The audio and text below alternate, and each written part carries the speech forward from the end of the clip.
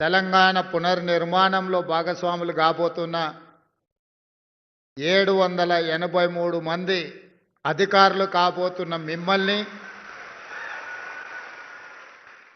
మీ తల్లిదండ్రులను, మీ కుటుంబ సభ్యులను ఈ దీపావళి పండుగ సందర్భంగా మీ అందరి కుటుంబాలలో, మీ తల్లిదండ్రుల కళ్ళల్లో 48 గంటల ముందే ఒక వెలుగులు వెలిగి మీ కుటుంబాలలో సంతోషాన్ని ఈరోజు శిల్పకళా వేదికగా తెలంగాణ రాష్ట్ర ప్రభుత్వం ఏర్పాటు చేసింది. మనస్ఫూర్తిగా తెలంగాణ ఉద్యమంలో భాగస్వాములై ఆనాడు ఉస్మానియా కాకతీయ యూనివర్సిటీలలోనే కాకుండా తెలంగాణ జిల్లాలలో ఉన్న కళాశాలలు, యూనివర్సిటీలలో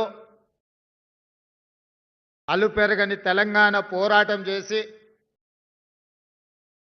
మీ తోటి విద్యార్థులైన శ్రీకాంతాచారి, వేణుగోపాల్ రెడ్డి, ఈశాన్ రెడ్డి, యాదయ్య లాంటి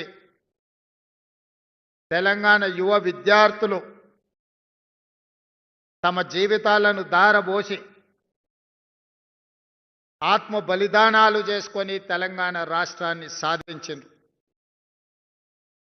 ఒక శ్రీకాంతాచారి, ఒక యాదయ్య, ఒక కానిస్టేబుల్ కిష్టయ్య కన్న కలలు మా ప్రాణాలు పోయినా పర్వాలేదు, మా కుటుంబాలు అనాథలైనా పర్వాలేదు, ఈ తెలంగాణ రాష్ట్రంలో లక్షలాది మంది నిరుద్యోగుల యువకుల యొక్క కలలు పండాలి, ఈ తెలంగాణ రాష్ట్రం సస్యశ్యామలం కావాలి అని వాళ్ళు ఆత్మ బలిదానాలు చేసుకొని తెలంగాణ రాష్ట్రాన్ని సాధించారు. ఆనాటి రాజకీయ పార్టీల నాయకులు నీళ్లు, నిధులు, నియామకాలు అనే నినాదంతో తెలంగాణ ప్రజల యొక్క బలమైన ఆకాంక్ష 60 సంవత్సరాల సుదీర్ఘ పోరాటాన్ని రాజకీయ ఆయుధంగా మార్చుకొని వచ్చిన తెలంగాణలో 10 సంవత్సరాలు అధికారాన్ని చెలాయించి నిరుద్యోగ సమస్యను పరిష్కరించలేదు. వాళ్ళ కుటుంబ సభ్యులు, వాళ్ళ బంధువర్గము ఆగర్భ శ్రీమంతులు ఎలా కావాలి, నిజాం నవాబుతో పోటీపడే ప్రపంచంలోనే ఈనాటి భాషలో పోల్చాలంటే అదానీ అంబానీలతో పోటీపడి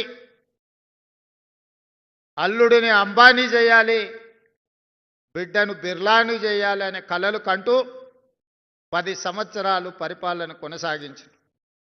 ఏ రోజు కూడా ఒక్క క్షణమైన నిద్రపోయే ముందు గుండెల మీద చేయి పెట్టుకొని ఏ శ్రీకాంతాచారి, ఏ కానిస్టేబుల్ కిష్టయ్య, ఏ యాదయ్య, ఏ ఈశాన్ రెడ్డి, ఏ వేణుగోపాల్ రెడ్డి ఆత్మ బలిదానాలు చేసుకొని తెలంగాణ సాధించినరో వాళ్ళ లక్ష్యమేందో అని ఆలోచన చేసినుంటే మీ ఉద్యోగ నియామకాలు 7-8 సంవత్సరాల క్రితమే జరిగిపోయి ఉండేవి.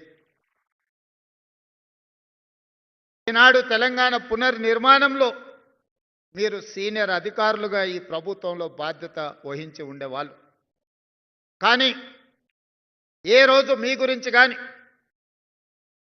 వాళ్ళు నినదించిన నీళ్లు, నిధులు, నియామకాల విషయంలో చిత్తశుద్ధితో పనిచేసి ఉంటే నీళ్లకు సంబంధించిన కాళేశ్వరం, కూలేశ్వరం అయి ఉండేది కాదు.